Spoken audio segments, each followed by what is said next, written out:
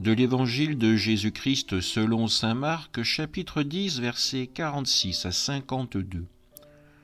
En ce temps-là, tandis que Jésus sortait de Jéricho avec ses disciples et une foule nombreuse, le fils de Timée, Bartimée, un aveugle qui mendiait, était assis au bord du chemin.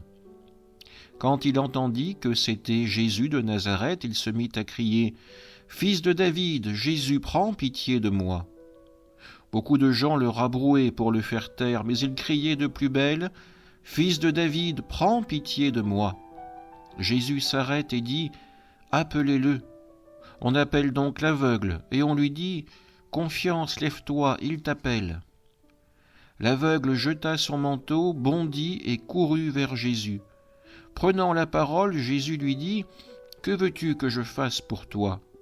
L'aveugle lui dit « Rabouni, que je retrouve la vue. » Et Jésus lui dit « Va, ta foi t'a sauvé. » Aussitôt l'homme retrouva la vue, et il suivait Jésus sur le chemin. Acclamons la parole de Dieu. Si vous allez sur la page Facebook de la paroisse ou de la chaîne YouTube, vous savez que j'aime bien partager des petits dessins humoristiques que je trouve sur Internet. Un des derniers peut être mis en lien avec l'évangile de ce dimanche. Je vous invite à imaginer un homme qui trouve enfin le métier de ses rêves, gardien de zoo. Il a passé les entretiens d'embauche et avant de prendre son poste, il rencontre le directeur du zoo. Celui-ci le reçoit dans son bureau et là lui montre son uniforme. Mais avant de lui donner, il tient à lui rappeler les consignes de sécurité, notamment sur le fait de bien fermer la porte des cages après avoir nourri les animaux. Le nouveau gardien assure qu'il sera consciencieux, prend son uniforme et le gros trousseau de clés qui va avec. Il sort et commence à distribuer les rations de nourriture. Mais il garde toujours les yeux rivés sur les portes des cages et les referme toujours soigneusement. Il nourrit les singes, il referme bien la petite porte. Puis le tour du lion. La porte est à taille humaine, il la referme aussitôt qu'il a terminé. Enfin, il termine par les girafes. Leur enclos s'ouvre via un immense portail. Le gardien contemple ce portail, se met sur la pointe des pieds et ouvre l'enclos. Il dépose le fourrage, ressort. Là, il se retourne et contemple encore ce grand portail, le verrouille et se dit « Avec un portail pareil, aucune girafe ne pourra s'échapper. » Il sourit fier de lui et retourne à sa guérite en sifflant, fier de son travail.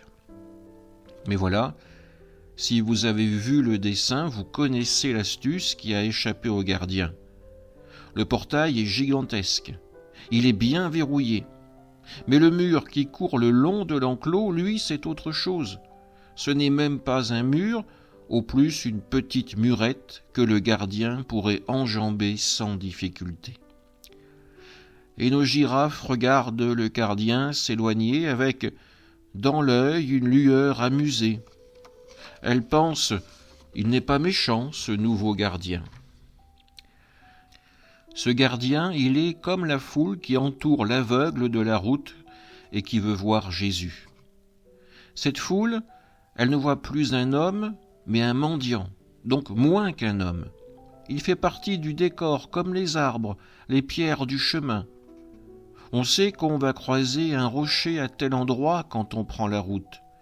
Mais finalement, on n'y prête plus attention parce que notre esprit est pris par autre chose. On rencontre quelqu'un qui nous parle, mais on ne l'écoute pas parce qu'on pense à autre chose. Le gardien du zoo n'a pas prêté attention à la murette. La foule, elle, ne veut ni voir ni entendre l'aveugle. On le fait taire, il fait tache dans l'environnement d'un personnage comme Jésus. Jésus, lui, a des yeux et des oreilles qui savent rester ouverts. Il voit l'aveugle, il entend ses cris. Et c'est sur ces cris que j'aimerais m'attarder aussi un peu. Et vous allez avoir une deuxième histoire aujourd'hui, mais rassurez-vous, elle sera plus courte, mais pourtant elle sera bien réelle. Un maître de l'hindouisme avait des disciples qui le harcelaient pour qu'il leur explique comment voir Dieu. Finalement, le maître dit à ses disciples de l'accompagner jusqu'au plus grand fleuve d'Inde, le Gange. Arrivé devant ce fleuve, il demande à son disciple le plus fervent de le rejoindre dans le Gange. L'homme s'approche, le maître lui dit de baisser la tête.